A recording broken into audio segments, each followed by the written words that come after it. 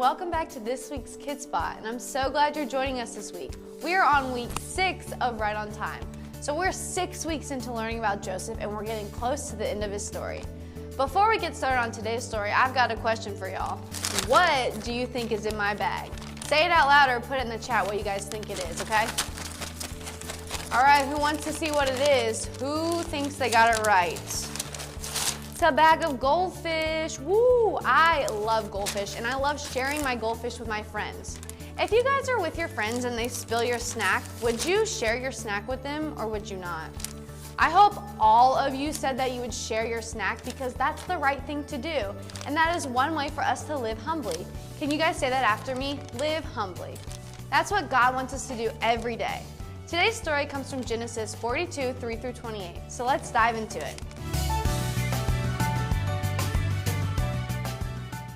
So to recap the last 5 weeks, Joseph was sold by his brothers. His father, Jacob, thinks he's dead. He worked for Potiphar until he was thrown in prison, told the people in prison what their dreams meant, had a dream his brothers would bow down to him, translated Pharaoh's dreams. Pharaoh released him from prison and then was put in charge of storing up the food for the people of Egypt. So he was second in command. Now we're all caught up. So to pick up from last week, the people of Egypt had run out of food, just like Joseph had said, and they traveled to Joseph to get food. Can you guess who showed up to get the grains from Joseph one day? Yes, Joseph's brothers showed up to get the grain for their family. Do you guys remember what happened earlier in Joseph's life? Yeah, that's right. His brothers didn't like him at all, so they threw him in a pit, sold him, and then told his father he was dead. Joseph's brothers did not recognize him at all because it had been such a long time since they had last seen Joseph. But Joseph recognized them.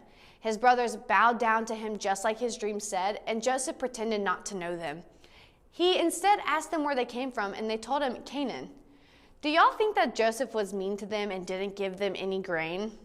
Nope, he was kind to them and gave them grain. He was being humble by putting them before himself and his feelings towards them. He gave them full bags of grain as well as extra grain and returned all of their money to them. Joseph decided to live humbly in this moment and chose not to let his feelings get in the way of doing his job and being kind, and didn't go towards getting revenge.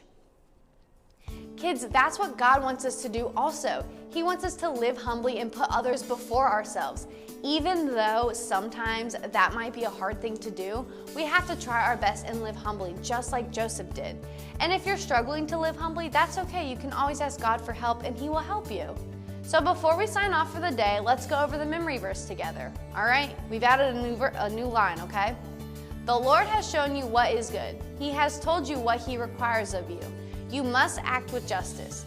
You must love to show mercy. And you must be humble as you live in the sight of your God. Micah 6:8. Great job, you guys.